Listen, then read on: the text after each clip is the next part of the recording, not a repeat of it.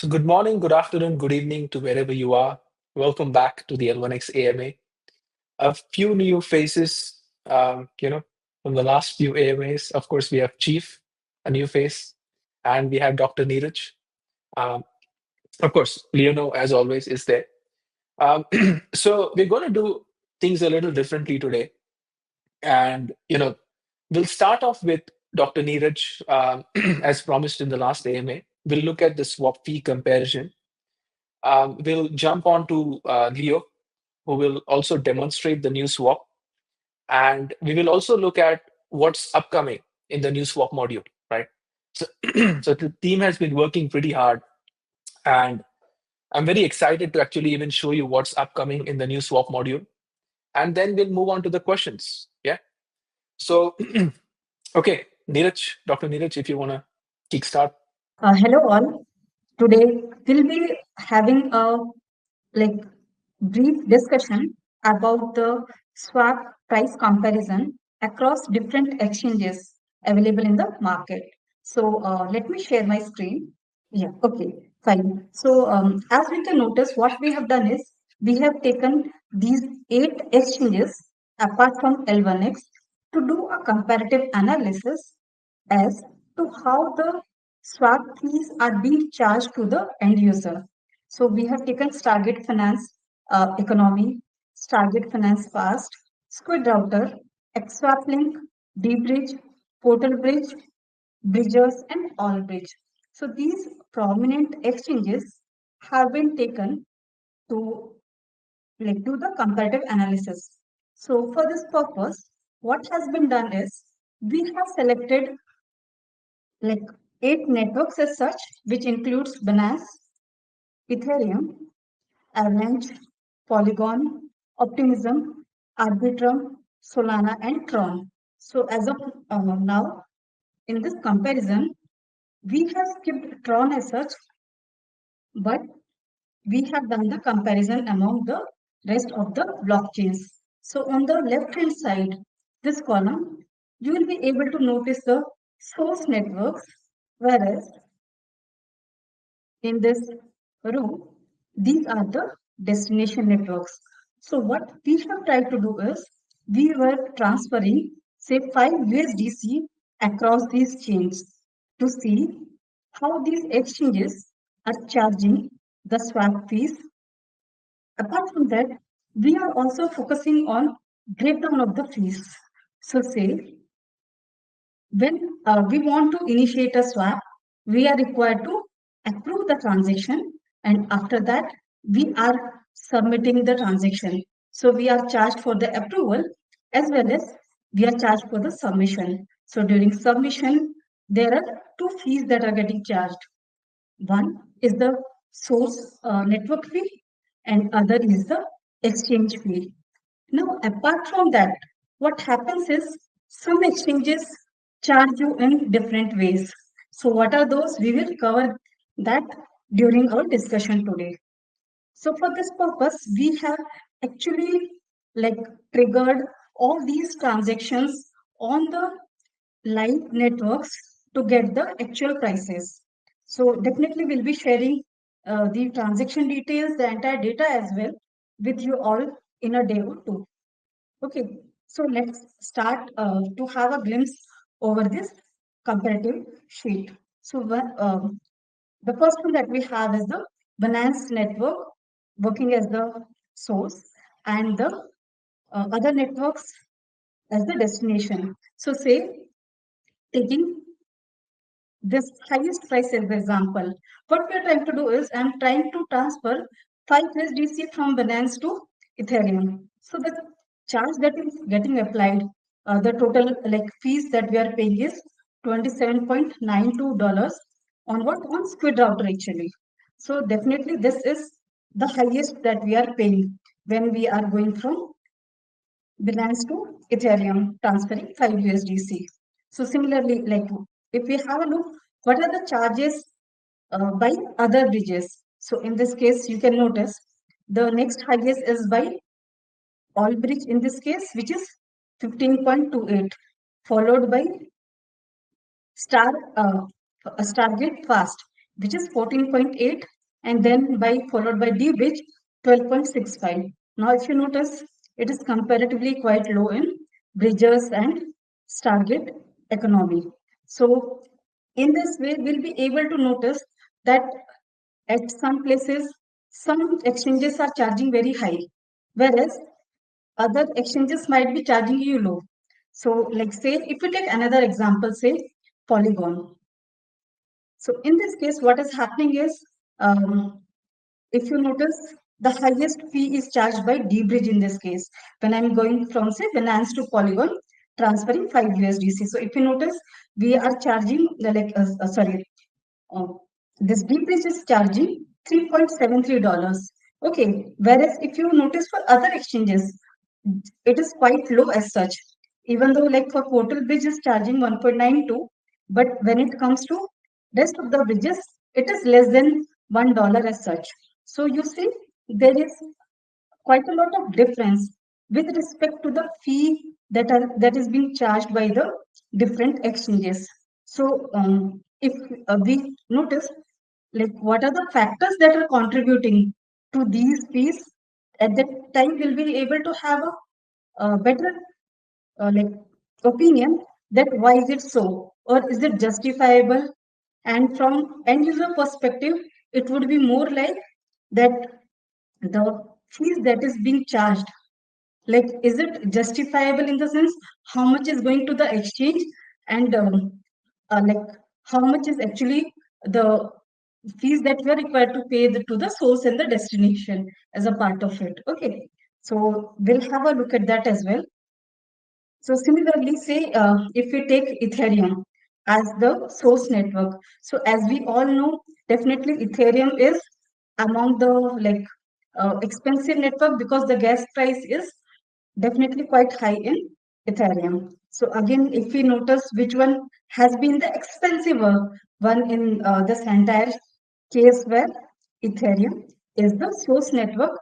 So if you notice, this is the one. So this is when we are, say, transferring 5 USDCs from Ethereum to Avalanche. Okay, and in this case, the fee that has been charged is $30.86 by XSwap link. So this is the charges that we are paying. Now, comparing to the other exchanges, how they are charging. So if you notice D-Bridge, the second highest is 15.82.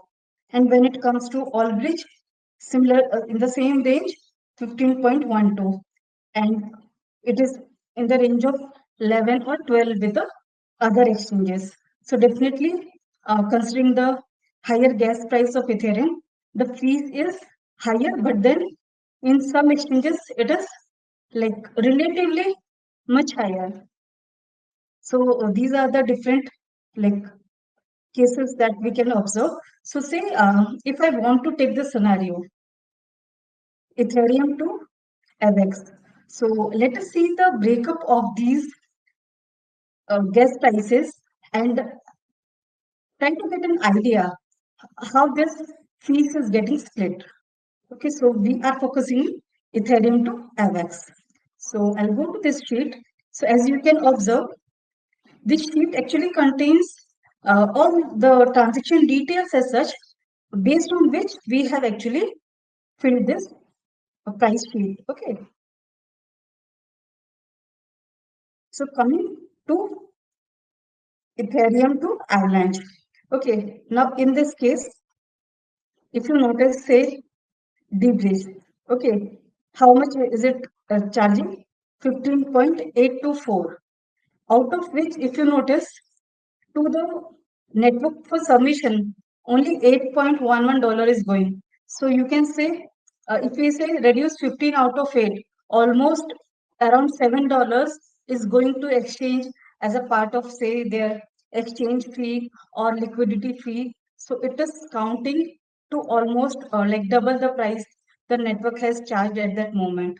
Similarly, if you notice here in this case of XSwap link, the submission fee itself is very high, whereas their like comparatively exchange fee is somewhere around 2.12 dollars as such.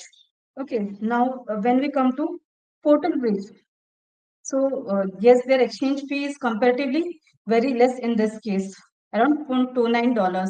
Whereas if you come to Allbridge or Target Finance, if you notice their fees, okay, sorry, it is their fees uh, has been comparatively less. So when we go to XSwap link along point 2.1, it is charging 0.02, which comes down to $2.12 as such.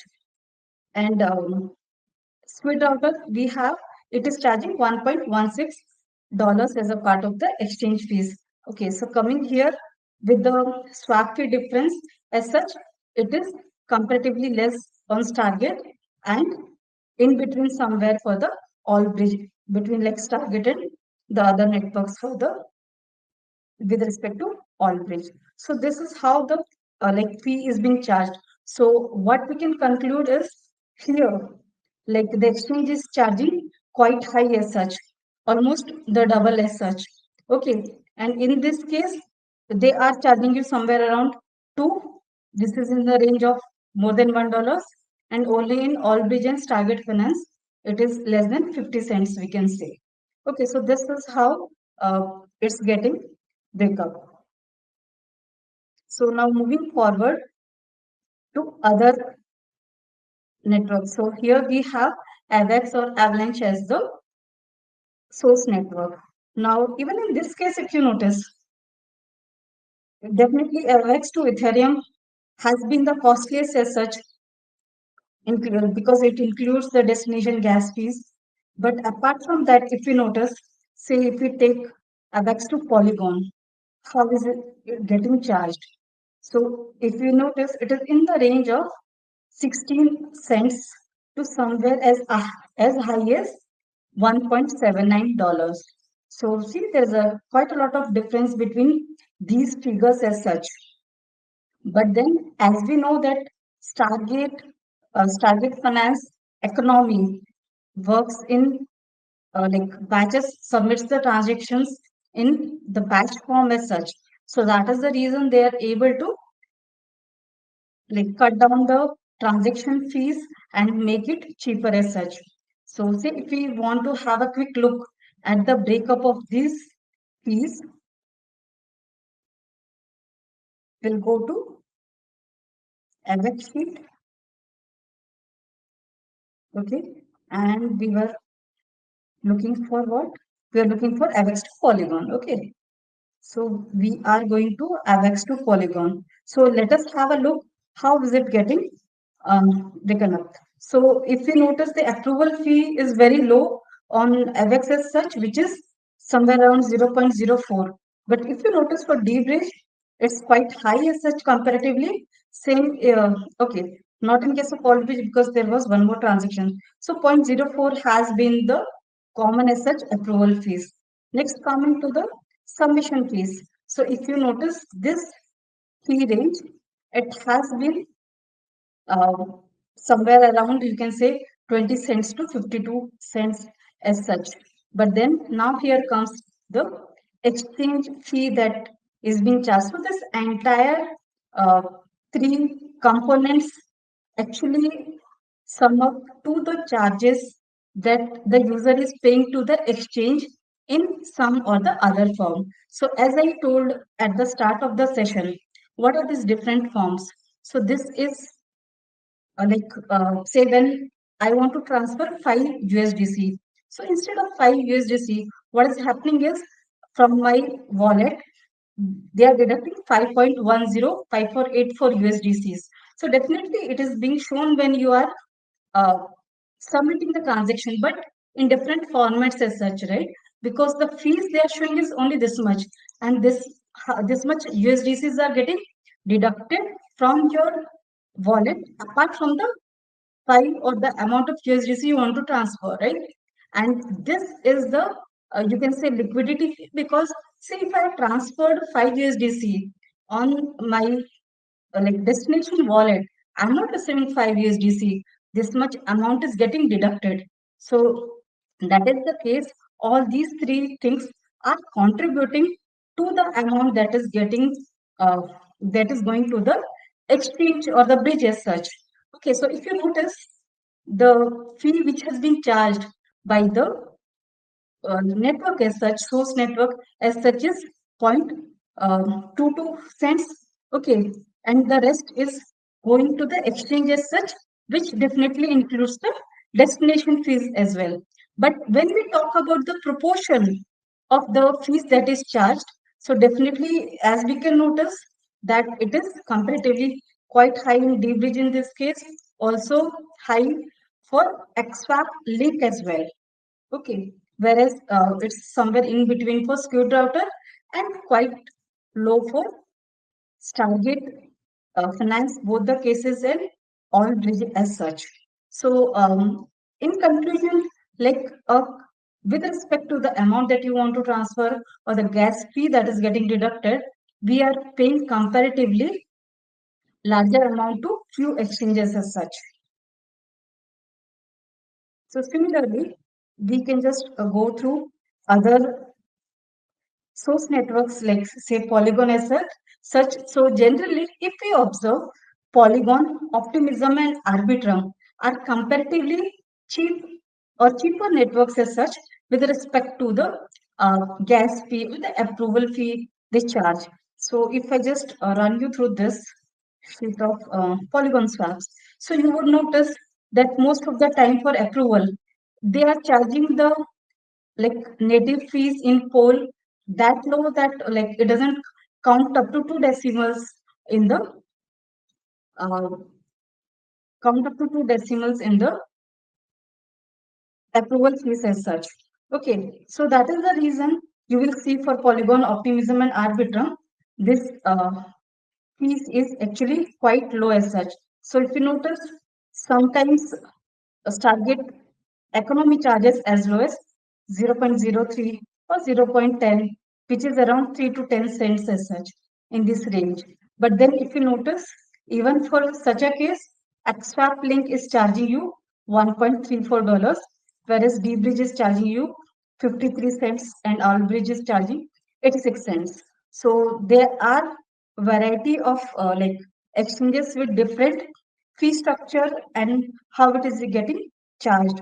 But the main idea behind it is, apart from this price, one more thing which is very important from the end user perspective is nothing but the time. How much time is being consumed by this exchanges to complete the transaction. In the sense, at the destination wallet, you are able to get the USDC, say the amount that you had transferred. So that is another like perspective through which we'll be discussing further.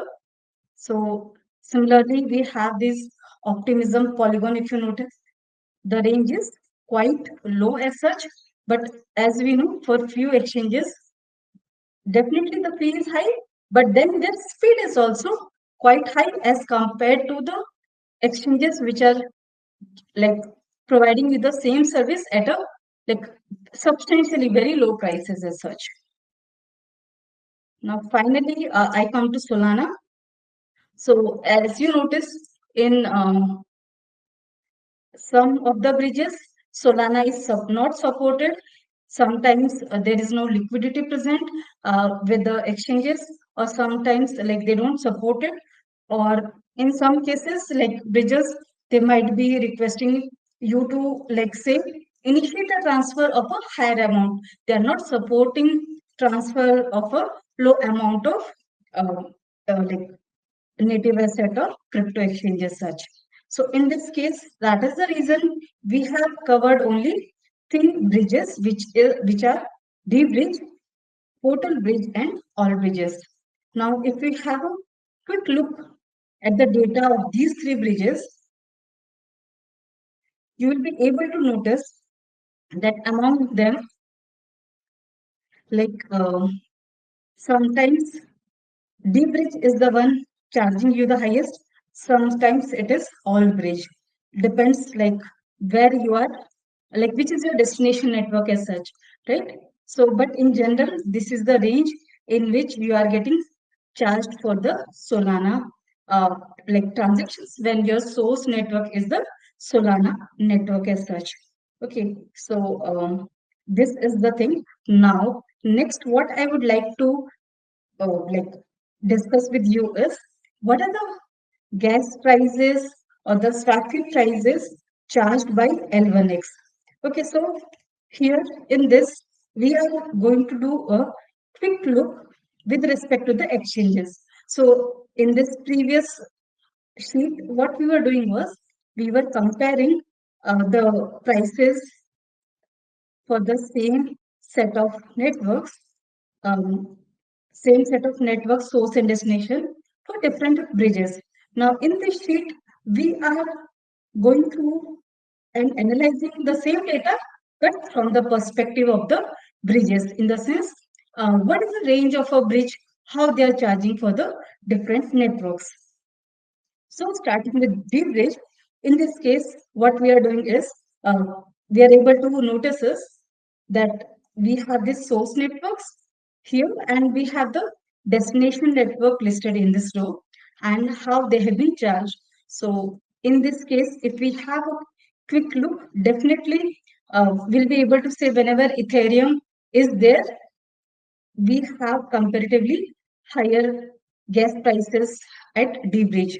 And if we want to have a look like what is the lowest D bridge has charged, so we'll be able to notice that say 0.56.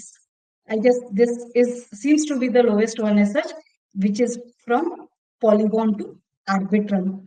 Okay, yes, I guess this is the lowest one which the bridge has charged considering the speed which the bridge provides. So in general, the range of price, if we see at the bridge, it is somewhere in the range of $3 to $4 and high and going say as high as you can notice $15.82. So this is the general range of the bridge. Similarly, if I talk about say squid router, then in that case we are able to see how it has been charged. So definitely it is quite low at some places, especially as we initially I said for Polygon, Optimism and Arbitrum, generally the fee is very low as such. So definitely this is at one place, it is charging very less as such 0.2, 0.18 when it is coming to Arbitrum and Optimism as both source as well as destination network.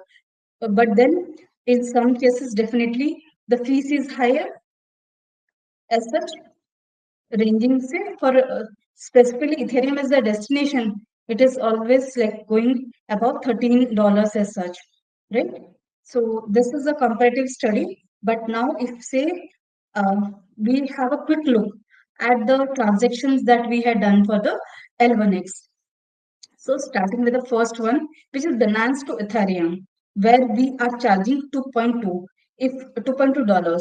So say if I want to compare this swap price with other networks, let us have a quick look how they have charged. So if you notice for this, DBIT was charging somewhere around 12.65. So that is quite a large difference as such. Okay. Squid Router, as we have seen, 27.92. Okay.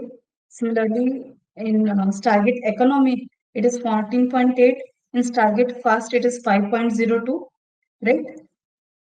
The bridges is quite low compared competitive we can say as compared to L1X, which is 2.47, whereas we had 2.2.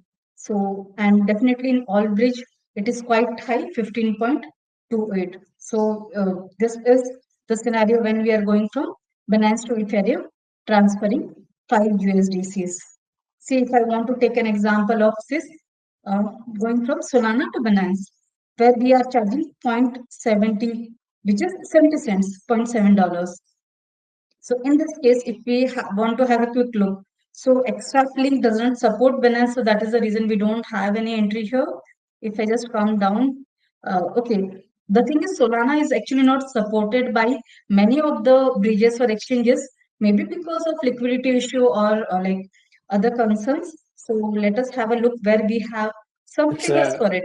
So if you that's notice, that's that's because they're a bridge and they can't do that. yes, yes. So like if you notice the prices on all bridge going from Solana to Binance, it is 1.28. On Portal Bridge, it is 1.83. And whereas on D Bridge, it is much, much higher, 4.32. So this is the cheapest price that L1X is offering, say when we want to have any transaction from Solana to Binance. Similarly, say if I go from Solana to Ethereum to transfer 5 USDC, this is this much we are getting, we are charging the end user, which is $3.02. So see, if I go for comparison again, let us see how other exchanges are charging. So on D-Bridge it is 10.57, on Portal Bridge it is 7.83, and on All Bridge it is 13.72. So if we notice there is a large difference between how L1X is charging and the cheapest option that we have available in the market now. It is less than half of that itself, right? So if I take this Polygon to AVEX scenario, okay, so here we are charging 11 cents as such. So see, if I go to Polygon to average, XSwap Link is charging 1.72. Stargate Fast, yes, this is a competitive price, 0.15 dollars, which is 15 cents. If I go to Squid Router, it is more than $1. If I go to Digit, in this case, yes, surprisingly it is less, 55 cents as such. But then, yes, it is 5 times what L1X is offering. Okay. Similarly, Portal Bridge, it is 0.86, in the sense 86 cents, whereas in All Bridge it is 46 cents. So this is about the quick view of the swap price comparative analysis that has been done based on the price breakup, which is done to approve the transaction, submit the transaction, and then how the exchanges are charging the customer based on exchange fees or the extra USDCs that you are required to pay, or the liquidity uh, fee difference which is there. So this is from my side. I would request Kevin to give inputs on this. Yeah, I think, I mean, Okay. we will definitely Yes. share this Yes. information with you with all the data that we have. With regards to, two pointers mainly. The first one is that we don't want to hide any fees. So one thing that we noticed was a lot of times when you go to these exchanges and you punch in, 5 or you punch in 100, it does definitely show you on that widget that you are going to receive 99 point, something. But when you go and approve and submit the transaction, you are paying two types of fees, as Dr. Neeraj has mentioned, which is the amount that you want to send, which is the 100, plus the amount that you are actually paying for the destination gas fee, and also the fee that the exchanges are charging.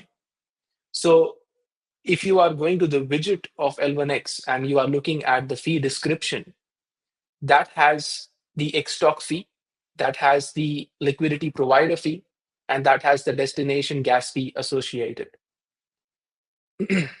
So that's number one.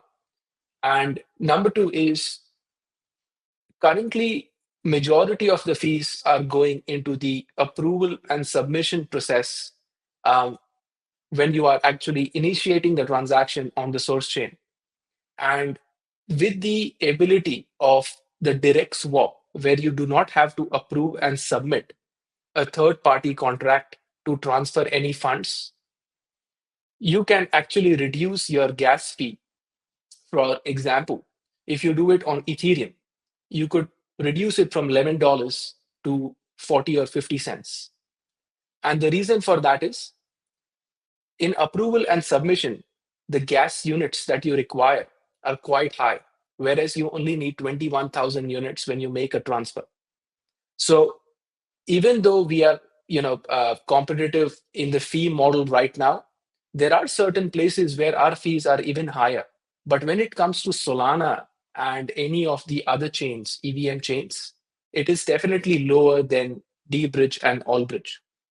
So we will, want to focus on Solana, and we want to focus on direct swaps, without connecting your wallet for the EVM chains. Although you might see that the target finance economy is, cheaper, the time taken for that transaction is, is higher. Now, we have tested them. It's not just a single transaction. We have done multiple transactions, at certain times of the day as well, to understand the fee structure. Um, and once the direct swap is also integrated, that is the time it will be exciting to see how much of a difference it makes for the fees overall. But yeah, that was good, Dr. Neeraj. Thank you for that. Okay, moving on. I think, Leono, if you want to go ahead with the swap and you want to demonstrate the new widget as well. All right, so let's do a swap since we recently launched Solana. So let's do a swap from BSC, BNB to Solana. And since it's EVM to non-EVM, I'll have to enter my wallet address. So let me just add my address. I've entered my address, it's locked. And I'll just transfer $10 worth of BNB. I'll approve the transaction. So this is my total fee. That includes the asset value as well. While, Leonel is on that, I just wanted to mention the processing transfer here. The source initiated the XStop, the destination initiated and completed.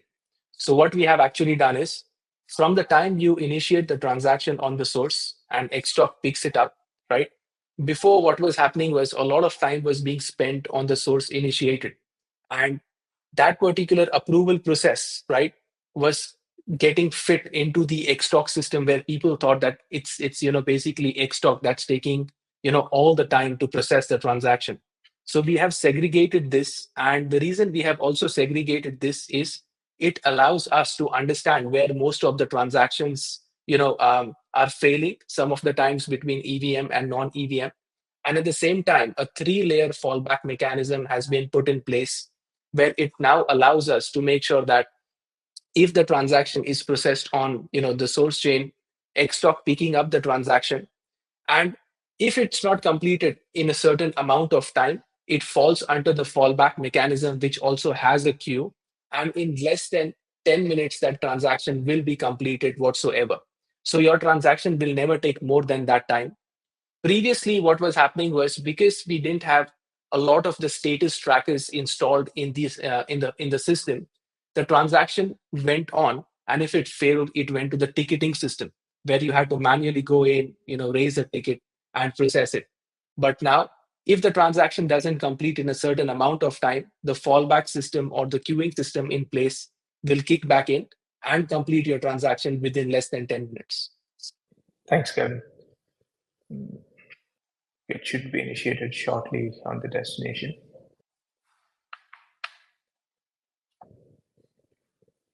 Okay, so it's initiated and it's completed as well. Let me check the wallet balance. So it should increase by 10. And as you can see, there's 18.53 that's added. So the previous balance was 9. Now it's added by 9 point something. So that was pretty decent amount of time. And as you can see, as Kevin mentioned as well, we have implemented a few layers, so that even if the transaction is taking longer, or something goes wrong on the destination change, we have handled it. So that will be a good user experience as well. Just on that, right? On somewhere else, of course, it takes more fees and it takes twice as much time. But just on that, I just like to mention over here that majority of the time goes into this one process, which is the RPC endpoints that allow you to connect your node, which is the L1X node, to the other blockchain systems. So we have three different layers over there as well of RPC nodes. So for example, quick node, where you want to go, the Xtalk node has to go and fulfill the transaction on Solana. That RPC endpoint itself fails most of the time. And this has caused us a lot of investigation as to how to best fulfill this, because there is there is a security risk of double spending. So we have come up with a way where it has certain amount of RPCs available in a bucket, and the Xtalk nodes are going and connecting to these RPCs, and whichever connects first, that particular Xtalk node goes and processes the transaction. So, and even if that Xtalk node fails, there are other Xtalk nodes available to go and process that transaction in that particular time. So this layer of fallback mechanisms allow us to complete the transaction. And again, I'll say this again, which is once the direct swap comes in, the transaction speed and the cost will be much faster, because already we have a fewer amount of contracts, and with the direct swaps, the number of contracts will further reduce down by more than half. So I think this fallback mechanism has worked, and there are people who have gone in and tested the system as well, or even swapped within the community. So this weekend, we will be going in and deploying more liquidity to it.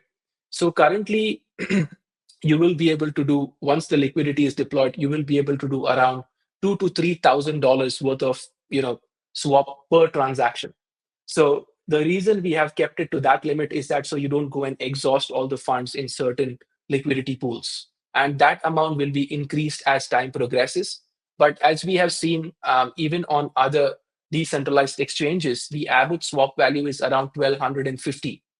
So that's how we are actually approaching this, where $2,000 to $3,000 per swap per token. There are so many permutations and combinations, is a number that we can work with, and gradually increasing it. Thanks, Kevin. Now, since the swap is completed, I'll just walk you through the new UI that's coming, that will be published soon, somewhere around next week. Okay, so this is the new UI. What we have is we have a feature for swap directly that Kevin explained, and we also have the existing UIs that we are already using. Now, I'll walk you through with the price comparison, as well as few of the users already posted in the group, if we can have it in a graph format. So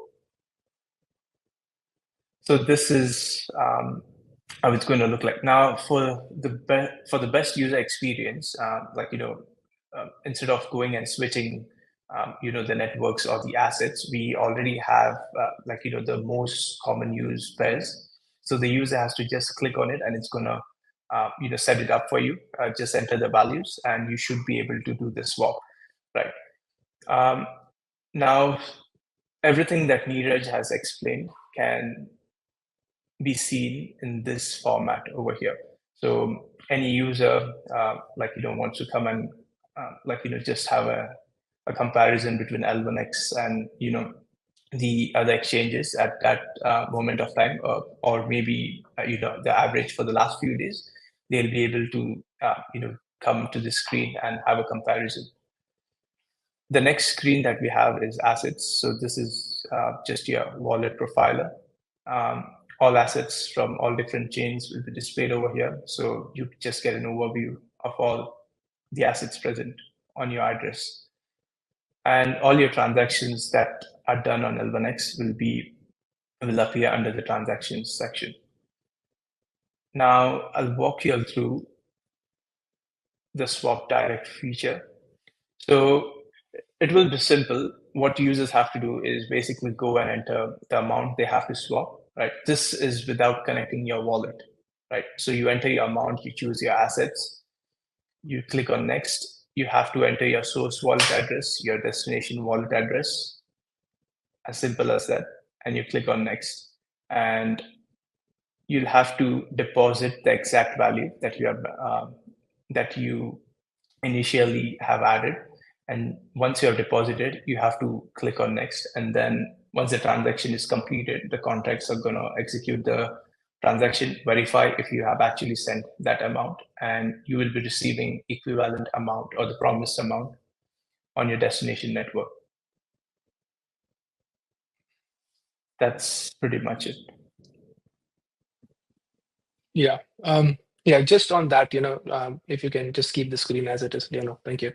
So, and a couple of things here, which is this swap widget, right, that we have, we don't want to push the Connect wallet for a long time. And we want to move towards a direct swap mechanism. So the reason for that also is that some of the aggregators that have come back, they've asked for certain APIs, and these APIs are different to different aggregators. Now, what happens over here is that there is more infrastructure to be maintained, more resources required, more things can go wrong. So to reduce that, the direct swap only has 3 different APIs, and you can call that from any different project, number one. Number two, the preferred swap pairs over there, the reason we wanted to keep it there is even when you come through the direct swap and you put in your source wallet address or your destination wallet address, it will pick up the most favorable transactions that you have done, so that it reduces the burden of you going in and entering those pairs each and every time. The price comparison over there is so that people coming in actually know that, for every token pair that you select, it will adjust the graph accordingly. And this currently is statically done. So it's not dynamically loaded in the swap comparison, but we are working on analyzing how do we make this dynamic. Every week, this will be updated with the most recent data. So be aware that the price comparison may be a week old comparison there. But as long as the users coming in understand this is the comparison across the different exchanges, so that they can make the best decision for themselves. And the direct swap thing is going to be mobile view compatible, so that you don't have to go in there, connect your MetaMask from the phone, and uh, disconnect, connect another account. So the direct swap widget will allow you from your phone, right, to swap because you already have MetaMask on your phone, most of the users in Web3. So you don't want to connect it to any other external site. So we are aiming for the direct swaps specifically for Solana and EVM, token pairs, and at the same time with the mobile view compatibility. So the reason as well the whole widget is being updated is, as I mentioned previously, our focus on swaps is going to be stronger for the rest of this year and moving forward. But at the same time, the fees that we are actually collecting right now, the LP fee and the fees that come in from the swaps are to be distributed across the NFT holders that we currently have. So the swaps are live. The fees are already being collected. The Explorer has also been updated with a swap, a sub module where you will only see all the swap transactions. And we are also working on a dashboard where you will be able to see the swap statistics, which is the total number of swaps that are done. What is the most preferred swap, which is from network to network. Also at the same time, the fees that are collected and distributed to the NFT holders, that will also be there. So we are working on that. Leono is working on a Tableau view of that particular data set. And once we have the Tableau view of that data set, we will convert it into what we want to display on the L1X app. Apart from that, the last thing, as I would mention over here, is that once you remove the Connect wallet from here, and that is what we expect to do in the next few months, right? We just take it off once we know that the Swap Direct works flawlessly, like how the Connect wallet works right now. We want to take this widget and allow other projects to install this widget on their websites, as I mentioned previously, with the price comparison, with the preferred swap pairs, you know, and with the assets as well, because the moment you put your source address, your assets can be fetched and your transactions can be fetched. So this widget won't require you to connect your wallet anyway. And number two, the Telegram, bot, as I mentioned. So I haven't heard anything from the community yet regarding the Telegram bot as to why we should not do it, apart from the fact that if we can take care of the validation of the bot, it should work. But these two things are our force of pushing the product for swaps out there. So in this sheet, we are going to see that if, say, we want to transfer some USDCs from one network to other networks, how we are going to charge for the user when you connect through wallet, and second is directly without connecting to the wallet, which is nothing but the direct swap. So for this purpose, let us try to understand how this data has been structured. So first of all, we have this source column. So say for this set of transactions, we have Arbitrum as the source. For the next set, we have Avalanche as the source, and so forth and so on for, say, Binance, Ethereum, Optimism, Polygon, and Solana. And in the destination, we have all these networks, including L1X. So, what would a user be required to pay when he wants to transfer, say, some uh, amount of USDCs from this source to, say, this destination?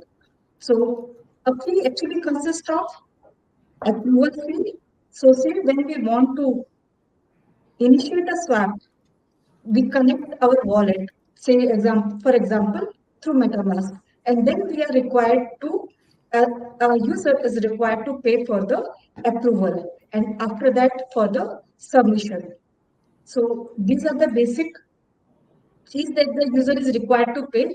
Apart from that, as an exchange, we charge for the base fee, we charge for the liquidity fee, and the stock fee. Plus, there is destination gas fee as well. So, what end user is paying is nothing but which is reflected in this column, which is proposed total. So, if you notice, say if I take an example of Binance, you'll be able to see 0.03 is the approval fee, zero point 0.4 is the submission fee, and you have some base fee and liquidity fee as per the source and the destination selected. Stock fee is constant as of now, and based on the destination gas fee, there is an amount that the end user will be required to pay. Okay, so this is the structure of the current proposed fee model. Now, say if you're not required to connect your wallet, but simply transfer the amount which is required, including the fees, to the exchange as such, in that case, the only call that would be required from the smart contract perspective would be transfer fee. In the sense, this approval and submission fee would be skipped, and only transfer would be required. So what is the transfer fee as such? Say if I want to transfer some amount of USDCs from, say, Binance to Arbitrum. Okay, so this transfer fee is actually based on the source network, because you're transferring this amount from the source wallet as such. So for this purpose, we have taken Cryptoneur as one of the sources where you will be able to find the transfer fee easily. So say for example,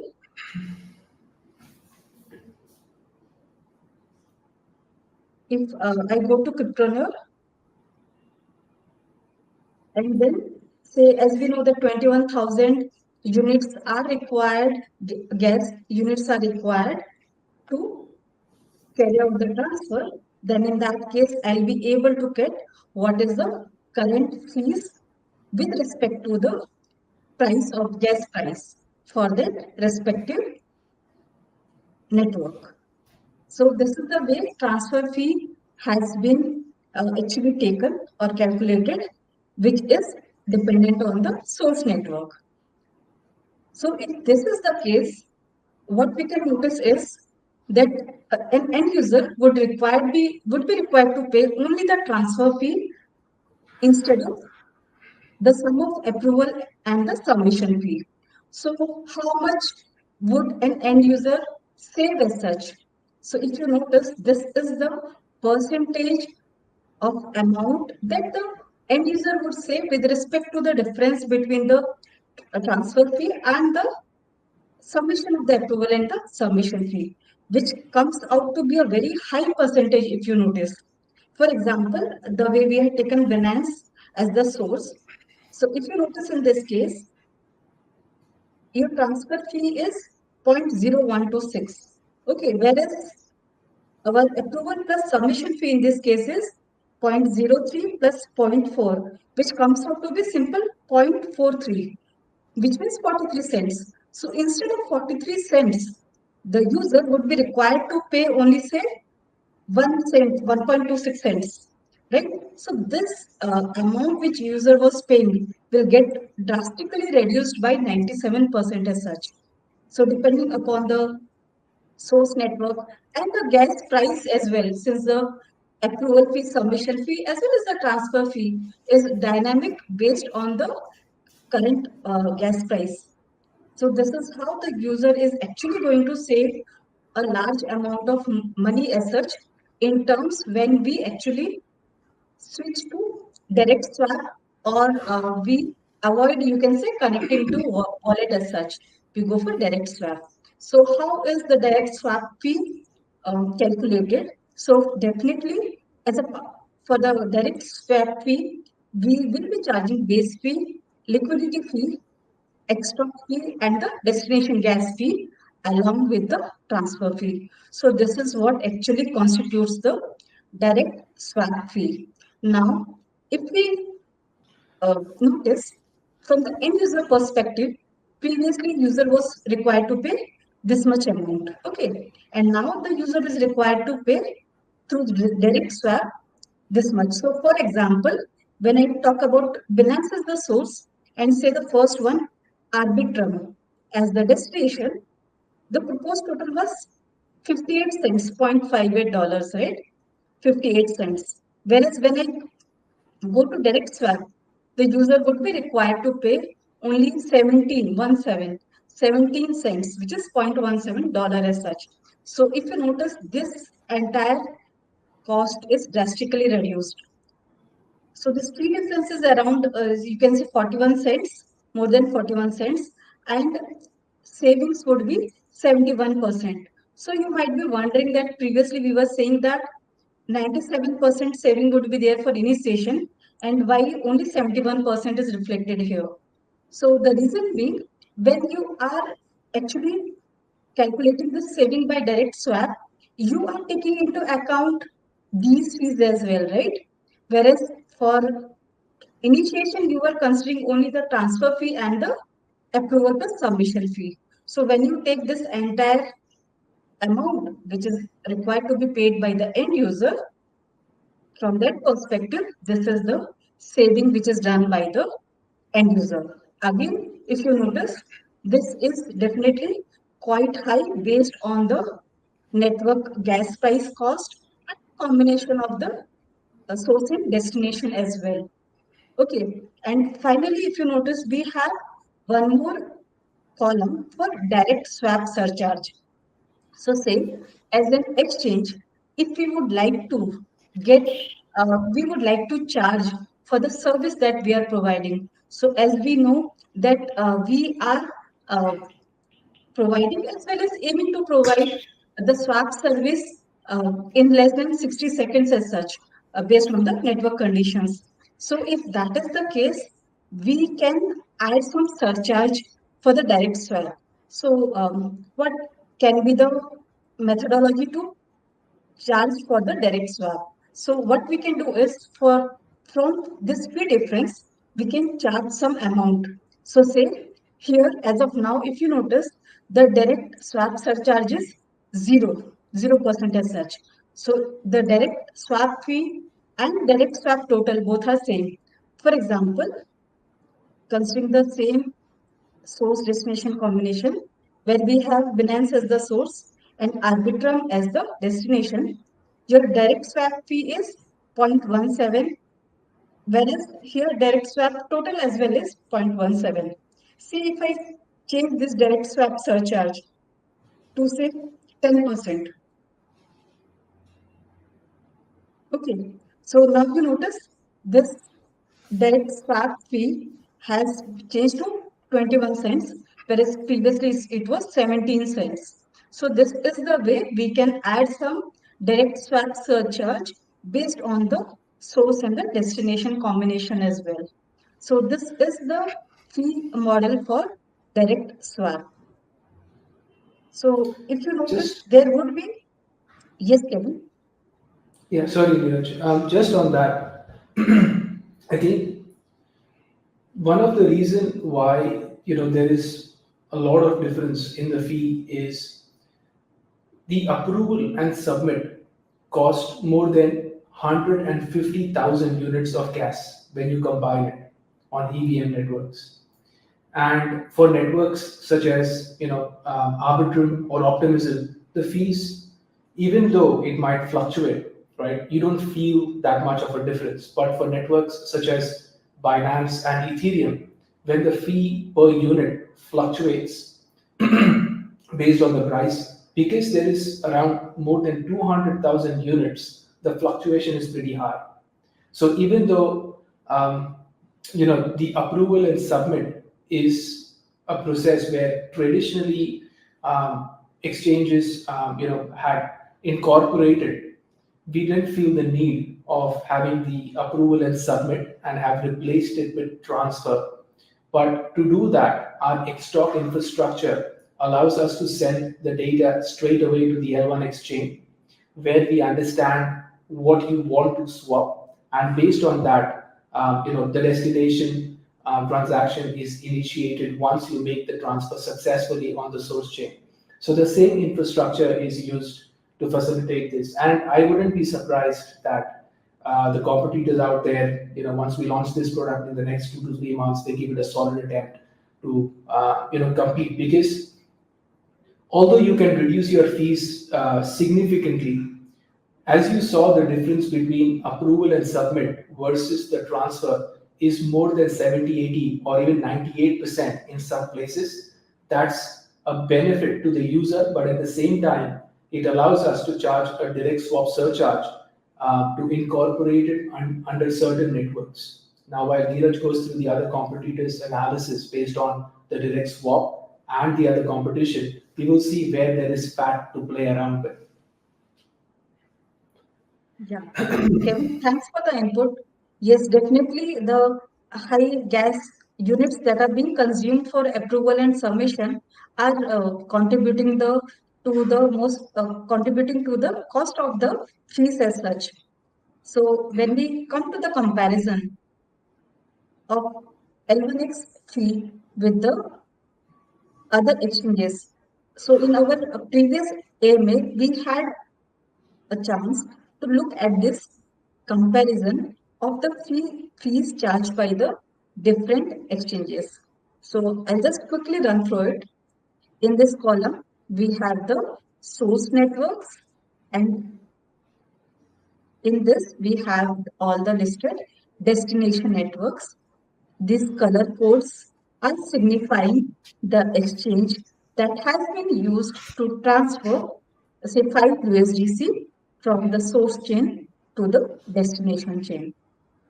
So, say if I start with Binance as my source network and Ethereum as my destination network, then in that case, if you notice, for the proposed model that we have, where we are connecting to the wallet, where the user is required to pay for the approval fee as well as the submission fee as such, the user will be charged this much, which is very less as such, $2.51, which is quite low as compared to other exchanges, if you notice.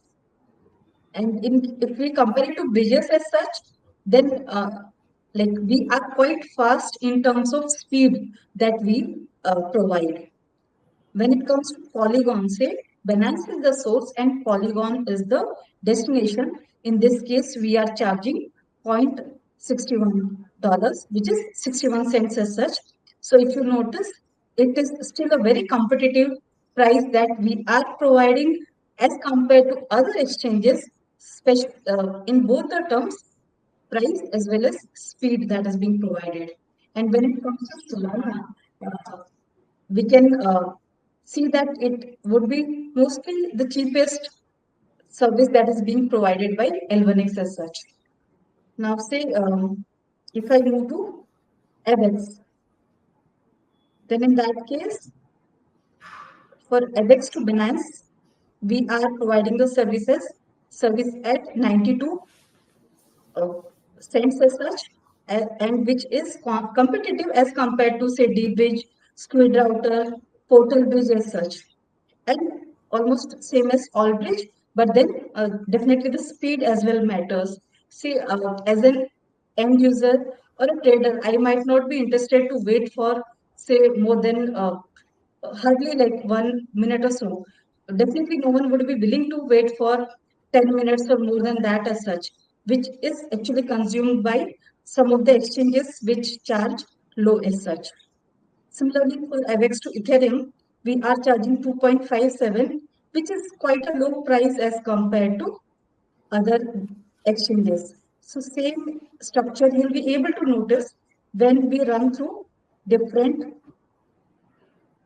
like source destination networks for different exchanges as well. So this is a common pattern that you'll be able to notice. Again, when it comes to Solana, if you notice, where Solana is the source network. Even in that case, the price that we are charging, the fee that we are charging for the swap is quite low. So say if I want to transfer from Solana to Ethereum, this is $2.75 a user would be required to pay. Whereas in case of D-Bridge, if you notice, it might be as high as 10.57, 7.83 or 13.72 for all bridge as such. So definitely in competition, we are providing quite a cheap service as such. And similarly, you can notice this for Solana to Polygon as well. So this is what a user would be charged. Definitely, the gas price dynamics do count for it, but comparatively, we are much cheaper and much faster as well. Okay, now this entire comparison was when an end user is connecting through wallet where the user is required to pay the approval fee as well as the submission fee. So now let us move to the direct swap fee comparison where the user is only required to pay the transfer fee and approval and submission fee, which is the major constituent for any like swap fee, will be removed. So in this case, if you notice, the Binance to Ethereum fee is reduced to 2.09. For Polygon, it is only 19 cents. For Solana, it has reduced to 16 cents. Similarly, for Ethereum to Binance, if we would have noticed in the previous sheet, it was 8.63 based on the gas price dynamics. But still, if we go with the same gas price, we will be charged only $1.88, which is less than $2 as such when we go through direct swap.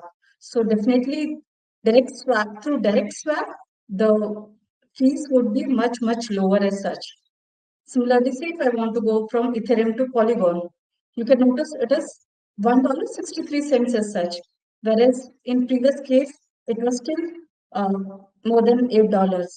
So you see there is quite a large difference when we can skip on the approval and the submission fee. Similarly, say if I want to come to Solana as the source network and other destination networks. So let us see if there is any difference. So this is the room. So as of now, um, for Solana to Ethereum, Solana to Binance, the first one, we will be charging say $1.10. Whereas when I go for direct swap for the same gas price, we will be charging only 37 cents. So you see how low it is as compared to the currency model. Similarly, if from Solana to Ethereum, if I go through direct swap, it will get reduced to 2.02. Otherwise, it would have been 2.75. So still your savings is 73 cents as such, which is a significant amount considering the fees that you are paying. Similarly, say Solana to Polygon, you're just required to pay 12 cents, which is too low as such, right? Whereas even in the proposed model, you might have been required to pay 85 cents. So what we mean to say is that through direct swap, we are cutting down the cost of the swap drastically as such. And this is when we are not applying any surcharge onto it. So if any surcharge is to be applied, this direct swap fee might increase by an insignificant amount as such, which might not be noticeable to the user as such, but would definitely be beneficial for, you can say, our Xstock infrastructure as a whole. So yes, Kevin, would you like to add anything to it? I think going through this, right, our fee was already lower than the other exchanges for most of the token Mhm. pairs. But what happens in this case is because we can reduce the swap initiation fee by 70 to 99% in some cases, the fee reduces for the end user, but at the same time, we will be making almost twice as much money when we introduce in between 25 to 30% of the surcharge on the direct swap fee that is being charged by the user. So the user is still getting it at a lower price, but at the same time, even the fees on the protocol increases for the swaps. So that's number one. Number two is we are going to keep both of them active. So the Connect wallet and Direct Swap, both of them will be available to the users. But we want to push for the Direct Swap, where next week we will be releasing the beta version of the Direct Swap, and it targets the same liquidity. So the Connect wallet and the Direct Swap, they both target the same global liquidity pool that we have made available for these swaps. What is interesting is, now that we have the direct swap where no wallet connect is required, it makes perfect sense for us to have Bitcoin, and Tron integrated into the direct swap straight away. So what we will be doing is we will be releasing, Tron and Bitcoin, but we will be doing it from a single source first. So in order for you to actually send us Bitcoin, the and swap it for some other token that will be made available first, and then on the other end where you want to receive Bitcoin giving away any other coins, that will be made available in the second stage. So the team has already started working on that from the receiving Bitcoin perspective and swapping it for something else. That's a faster process of integration for us at this stage. So when that happens, I think it makes complete sense because in Bitcoin you don't approve and submit anything; you just transfer the Bitcoin. So it's like a unified model that will be followed all along. But yeah, we're pretty keen on pushing this product out and technically solving the price problem, or technologically solving the price problem, not just by reducing our commission and keeping it zero, where we understand the LP guys have to make the money, right? So I think with the update coming up next week, we are all set for this thing to be used. And the other thing is that you can use it from the mobile device as well, so you would be able to make a swap straight away from the phone.